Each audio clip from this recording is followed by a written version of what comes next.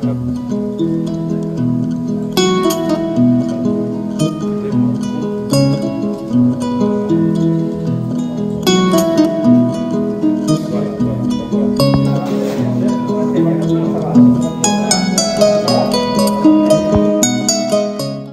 ici au centre multimédia de l'agence de presse sénégalaise et par ricochet, bienvenue dans ce nouveau numéro des entretiens exclusifs de l'agence de presse sénégalaise.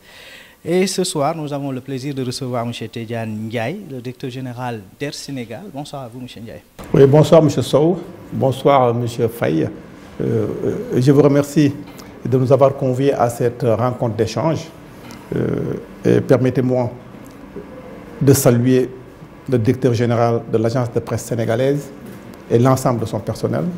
Je profite de cette occasion pour remercier son Excellence, Monsieur le Président de la République, Monsieur le Premier ministre, ma tutelle technique, ma tutelle financière, pour le choix porté sur ma modeste personne. Vous l'avez tantôt dit, vous avez été nommé directeur général de la compagnie nationale Air Sénégal il y a à peu près un semestre. Dans quel état avez-vous trouvé cette compagnie? Oui, j'ai trouvé une compagnie jeune, parce que les opérations avaient démarré en 2018, fait 7 ans d'âge. Sur le plan opérationnel, la compagnie a des performances très basses, 35% en matière de régularité et de ponctualité, c'est ce qu'on a trouvé. Ça veut simplement dire que pour 100 vols programmés et planifiés, lorsqu'on est arrivé, on a trouvé une compagnie dont la performance tournait autour de 35%. C'est-à-dire sur 100 vols programmés, les 75 étaient soit en retard ou annulés. Ça, c'est sur le plan opérationnel. Et cela est dû au fait d'une diversité de la flotte, peu dimensionnée, avec des problèmes techniques, des avions au sol. 50% de la flotte n'était pas opérationnelle, avec un réseau disproportionné. Monsieur le directeur, compte tenu de la situation que vous venez de décrire, comment est-ce que se comporte Air Sénégal maintenant, 6 mois après votre prise de fonction? Oui, Air Sénégal se veut une compagnie citoyenne aux normes internationales, avec un business model basé sur la satisfaction de la clientèle et sur l'excellence opérationnelle. Ce qui nous vaut aujourd'hui, depuis le mois dernier, le renouvellement de notre certification IASA, qui est un label de sécurité, un label de sûreté. Et à l'entame de mon propos, je vous disais que lorsqu'on est arrivé, la ponctualité gravité autour de 35%. Aujourd'hui, notre régularité est de 100%. Depuis bientôt 4 mois, nous avons une régularité parfaite de 100%, ce qui veut dire que les vols ne sont pas annulés. La ponctualité qui était à 35%, aussi aujourd'hui à 92% au mois de novembre, et ce qui est une performance. Dites-nous un peu quels sont, ou quels ont été en tout cas les principaux défis plutôt, que vous avez eu à relever, notamment les principaux problèmes à résoudre, les questions les plus urgentes dont à l'immédiat vous êtes déjà attaqué. Donc c'est au niveau de la flotte. Aujourd'hui, comme je l'ai dit à l'entame de mon propos, sur 8 avions qui composaient la flotte de la compagnie, il n'y avait que 4 machines qui tournaient. Les 4 autres étaient restés au sol. Et aujourd'hui, nous sommes arrivés à envoyer ces machines au niveau des centres de maintenance agréés en Europe pour pouvoir les remettre en place. Le réseau qui était disproportionné a été recentré sur l'Afrique de l'Ouest. Et nous avons maintenu une seule relation sur l'Europe qui est la France. Les lignes déficitaires ont été toutes suspendues. Je veux parler de New York, je veux parler de l'Europe du Sud, Lyon, Marseille, Barcelone. Toutes ces lignes déficitaires ont été suspendues pour pouvoir gérer l'actif. Monsieur le directeur général, vous avez été directeur commercial d'abord, si nous ne nous trompons pas. Vous avez été directeur commercial d'Air Sénégal. Quels avantages ces précédentes fonctions vous ont-elles donné pour l'exercice de la mission que vous exercez aujourd'hui? Ouais, pour précision, je n'étais pas dans la compagnie. C'était dans l'ancienne Air Sénégal International. Donc je viens juste de rejoindre Air Sénégal SA. Parce que dans le temps, il y avait Air Sénégal International, où j'étais directeur commercial. Air Sénégal SA, qui a été créé depuis 2018. Je viens de rejoindre cette compagnie comme directeur général. J'ai 38 ans de métier transport aérien. Et j'ai occupé plusieurs fonctions. Je connais le réseau, je connais le produit et je connais les attentes. Donc ça, c'est un avantage qui m'a permis aujourd'hui, à mon arrivée, de pouvoir recentrer le réseau et de suspendre toutes les lignes déficitaires. Aujourd'hui, le réseau africain de l'Ouest, nous desservons Abidjan avec 10 fréquences par semaine.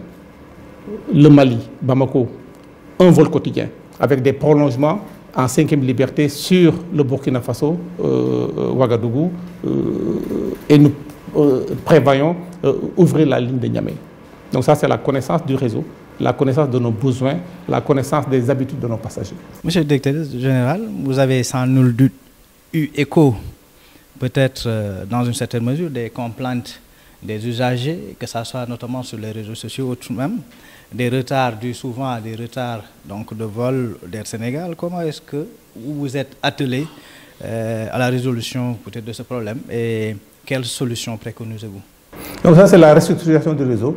Nous nous sommes attelés à restructurer le réseau régional d'abord et à réduire la voilure de la compagnie pour pouvoir faire ce qu'on sait faire. Donc ce qui fait qu'aujourd'hui, comme je l'ai dit à l'entame, nous avons une régularité de 100% et 92% de ponctualité. C'est-à-dire sur 100 vols, nous n'avons que 18 vols retardés aujourd'hui. Monsieur le directeur, vous avez parlé tout à l'heure de 8 appareils de la compagnie Air Sénégal, dont 4 fonctionnaient à votre avis, à votre arrivée. Maintenant, de combien d'avions dispose la compagnie? Et on sait aussi qu'à un moment donné, Air Sénégal ou bien la compagnie précédente louait des avions. Est-ce que c'est quelque chose que vous faites toujours ou bien vous en avez suffisamment pour ne plus en louer? Donc aujourd'hui, sur les 8 machines que disposait la compagnie, il y en a 5 qui opèrent. Les 3 autres sont envoyés aujourd'hui au niveau des centres de maintenance parce que ce sont des avions qui étaient restés plus de 2 ans au sol qui n'opéraient pas. Donc aujourd'hui, ce que nous avons pris comme mesure, c'est d'envoyer ces machines au niveau des centres de maintenance pour pouvoir les remettre à la flotte. Une fois que ces machines reviendront, le réseau sera repensé à ce niveau-là. Monsieur le directeur général, des informations parues dans la presse, notamment qui ont fait d'ailleurs les choux gras d'un certain nombre de quotidiens, faisaient état un peu de difficultés financières de la compagnie. Si c'est vrai, ces difficultés sont-elles toujours d'actualité ou alors des solutions ont-elles été trouvées entre-temps? Oui, des solutions sont en train d'être trouvées pour ces difficultés financières. Parce que comme je disais à l'entame de mon propos, la compagnie avait un réseau disproportionné. La compagnie perdait 3,6 milliards par mois, ce qui faisait 40 milliards l'année, avec l'ouverture de New York, avec l'ouverture de l'Europe du Sud, l'ouverture de l'Afrique centrale. Donc aujourd'hui, la compagnie s'est recentrée vers l'Afrique de l'Ouest avec un réseau bien pensé, ce qui a réduit réellement le déficit de la compagnie. Maintenant, les dettes sont là. La compagnie a lancé une approche de discussion avec les partenaires. Parce que lorsque je suis arrivé, il y avait 3 piliers. Le premier, c'était de rétablir, de réinstaurer la confiance de la compagnie avec ses partenaires, avec ses fournisseurs et la clientèle. Ça, c'était le premier. Le second, c'était d'évaluer la compétence des collaborateurs. Un cabinet a été commis et ce cabinet a évolué et vient de finir d'ailleurs son travail d'évaluation de tout ce personnel et la discipline. Parce que sans discipline, on ne peut rien faire. La ponctualité est liée à la discipline, il y a tous ces points qui sont là. Donc aujourd'hui, le déficit est bien réduit et des discussions ont été menées avec tous nos fournisseurs pour mettre en place un système de moratoire. Monsieur le directeur, nous savons que Air Sénégal est une société nationale, si nous ne nous trompons pas sur son statut. Mais cela ne nous empêche pas de vous poser la question, de vous interroger sur l'actionnariat de la compagnie. Qui en sont les actionnaires? Air Sénégal a un actionnaire unique, c'est la CDC, la Caisse de dépôt et de consignation. C'est l'actionnaire unique de la compagnie. Monsieur le directeur général, vous êtes aujourd'hui à combien de destinations? La compagnie dessert combien de destinations? Donc aujourd'hui, la compagnie dessert 14 destinations en Afrique et une destination en Europe. Est-ce que vous pouvez détailler? Voilà, nous avons aujourd'hui 10 vols par semaine sur Abidjan. 10 vols par semaine sur Abidjan.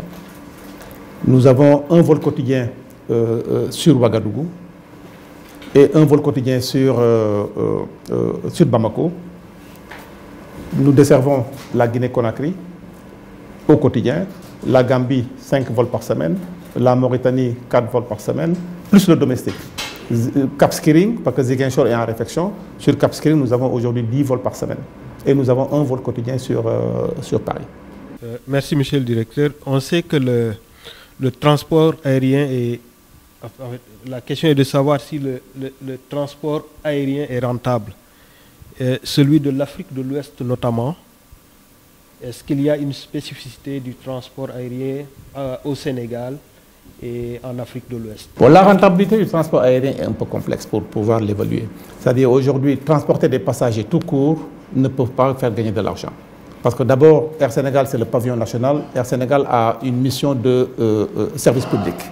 Ce qui fait qu'aujourd'hui, Air Sénégal a acquis des avions tout neufs de 19 places pour pouvoir développer et désenclaver le domestique. Aujourd'hui, nous avons 4 LED 410 qui sont déjà là. Ces LED 410 pourront nous permettre d'ouvrir Saint-Louis, nous permettre d'ouvrir le domestique, Ourossogui, Kédougou, Tambacounda, toutes ces destinations domestiques pour pouvoir vraiment désenclaver. Donc c'est un service public. Maintenant, pour qu'une compagnie aérienne puisse gagner de l'argent, aujourd'hui, avec les autorités, nous sommes en train de réfléchir et de nous projeter vers ce qu'on appelle la mise en place de ce qu'on appelle un groupe d'aviation diversifié. Ça voudrait simplement dire, pour qu'une compagnie aérienne puisse être rentable, il va falloir que tout ce qui gravite autour de l'avion, au niveau de la plateforme, la compagnie nationale puisse avoir la main dessus, puisse avoir son mot à dire dans le cadre d'un actionnariat. C'est ce qui est en train d'être pensé avec les autorités pour voir comment nous projeter sur ça. Monsieur le directeur général, à court, moyen ou long terme, dites-nous un peu quelle perspective envisagez-vous pour Air Sénégal dans quelques années? Avec le nouveau réseau que nous avons mis en place, Air Sénégal tend vers l'équilibre d'ici fin 2025. Nous tendons vers l'équilibre. Et les points dont nous avons parlé dans le cadre du groupe d'aviation diversifié avec la fédération de tous les acteurs gravitant autour de la plateforme, autour de la compagnie nationale, pour pouvoir développer et définir le hub aérien. On ne peut pas parler de hub aérien sans une compagnie aérienne très forte, comme ça se voit dans les autres pays. Monsieur le directeur général, est-ce que Air Sénégal a les moyens de se déployer davantage à l'international? Absolument. C'est un problème de logistique. Et aujourd'hui, comme je l'ai dit, sur 8 avions, il y en a 5 qui opèrent. Lorsque les 3 autres reviendront de maintenance, la compagnie pourra se développer, s'étendre, mais dans le cadre d'études de marché bien définies pour pouvoir attaquer les routes qui peuvent nous faire gagner de l'argent, pas des routes déficitaires.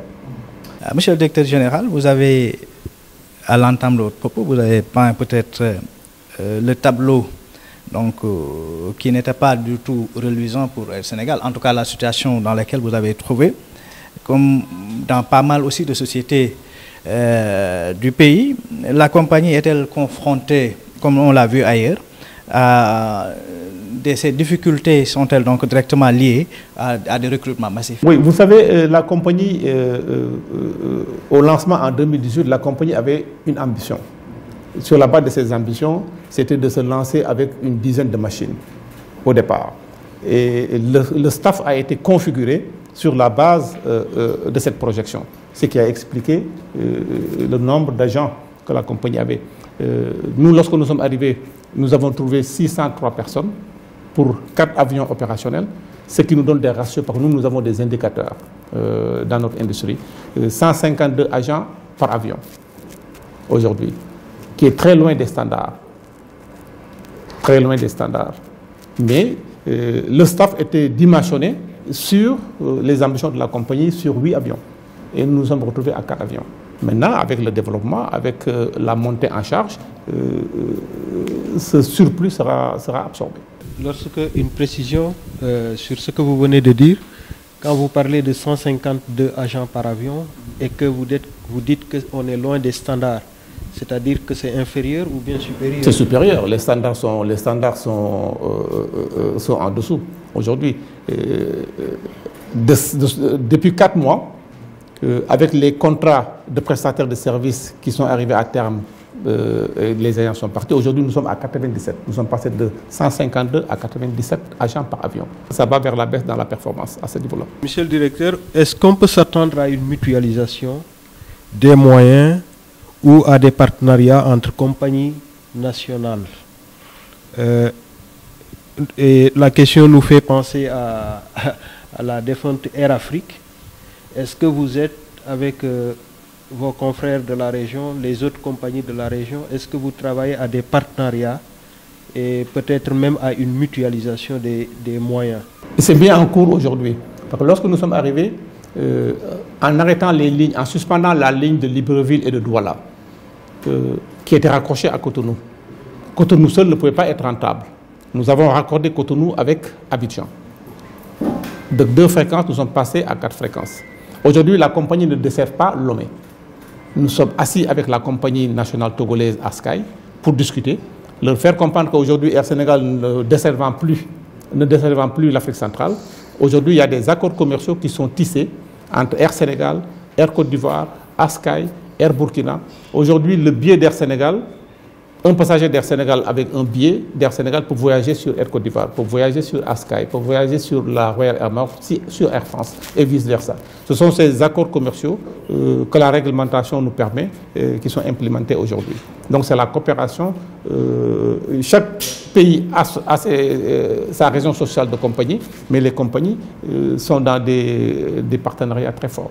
Monsieur Tidiane Ndiaye, l'agence de presse sénégalaise vous remercie. Merci beaucoup d'avoir eu l'amabilité de venir répondre à notre invitation. Et comme j'ai l'habitude de le dire, revenez quand vous voulez. Donc c'est moi qui vous remercie. Merci beaucoup. Ça n'est fini pour cet entretien. On vous donne rendez-vous très prochainement avec un autre invité. Merci à vous.